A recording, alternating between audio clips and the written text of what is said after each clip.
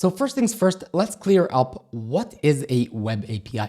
So if you have an application and your application interacts with other services or with other entities via the network, then you are working on a web API. So if we imagine that this over here is the network, so if you're interacting with the world over the network and over here you're exposing some API, then you're writing a web API. Now the API that you're using, the technology, the framework, or the protocol that you're using, it can be HTTP based, it can be GraphQL, gRPC, sockets.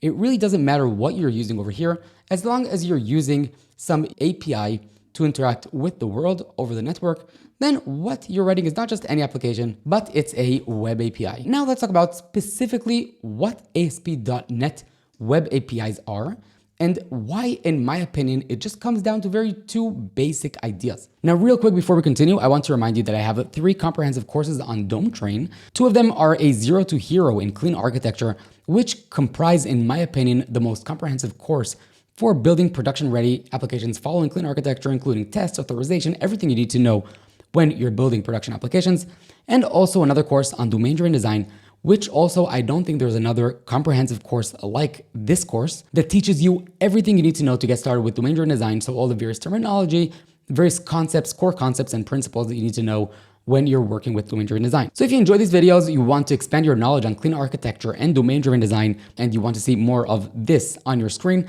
then make sure to check out the link in the description. Now back to the video. So here comes the 2 basic ideas that once you're familiar with them, then you understand more or less how ASP.NET web APIs work.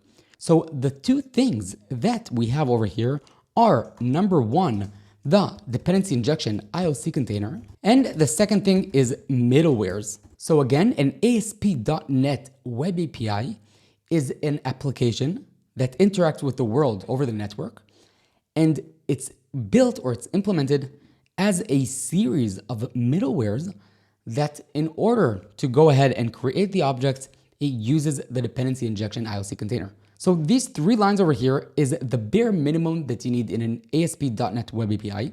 And what we have over here are actually 2 parts. This is part number 1 and this is part number 2. This part over here is the DI IOC container configurations. And this over here is where we can go ahead and define and configure the middleware. Now let's break down these 2 parts. So the first part, which is this over here, this thing is a black box in which you can go ahead and request a specific type, and the dependency injection IOC container is responsible for returning an instance of this type. So it returns an instance. So again, the dependency injection IOC container is a black box that knows how to create complex objects in a specific manner based on configurations. I just did 2 very in-depth videos on dependency injection. So if you want to learn more about that, then I'll put the thumbnails on the screen so you have them in mind for after this video if you want to catch up. But all you need to know for the purpose of this video is that you have this black box which knows how to create different complex objects. Then we have the middleware. Middlewares is a fancy word for saying that we have over here some chain of objects that go ahead and call one another in a sequence. So we have component A calling component B, B calls component C, C calls component D, and then on the way back, then of course, like any method calls another method and then it returns to the first method. Then after A called B and B called C and C called D, then we return the way back. And this entire thing over here is all our application really is. So when we go ahead and we call the application, so we're making a request over the network, we're hitting the service, then like we said, the framework does a lot of things behind the scenes, but let's abstract that away for the purpose of this video. And let's imagine that we just go ahead and we hit the very first middleware. This middleware will go ahead and invoke the next middleware and the next middleware and the next middleware, where finally one of the last middlewares will go ahead and it'll invoke the actual core logic that you have in your endpoint. So like we said, over here, we have the dependency injection IOC container configurations. And over here, we have the middleware configurations.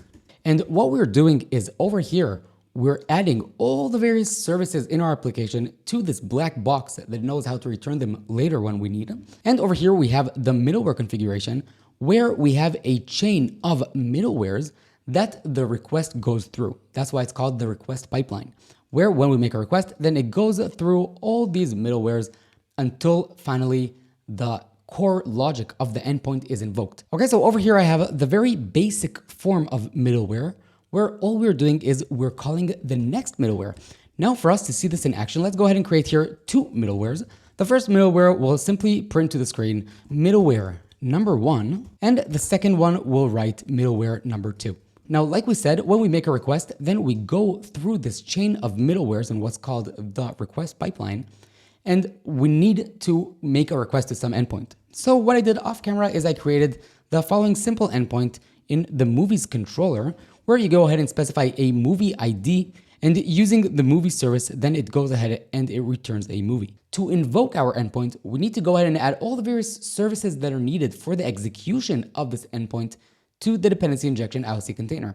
To do this, what we want to do is the following. We need to say builder.services.add-controllers, which will go ahead, scan the assembly, find all the various controllers, add them to the dependency injection IOC container, plus this will add various services needed by the ASP.NET framework to go ahead and execute the controller. Alongside that, we also need to add all the custom services that we created. For example, we have the movie service. So to add that, we need to go ahead and say builder.services and let's say add scope, and let's specify over here the movie service.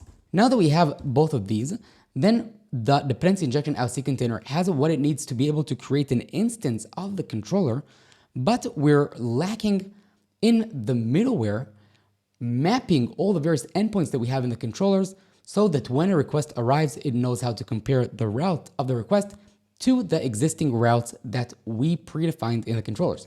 To do this, what we want to do is we want to say app.mapControllers, which will do exactly that and some other things. So now what we have is the following. We have middleware number 1, we have middleware number 2, and we have a middleware somewhere down the road that knows how to match the route of the request to the existing routes in the controllers. And using the dependency injection IOC container, this middleware goes ahead and requests an instance of the controller, which the middleware now uses to invoke the endpoint.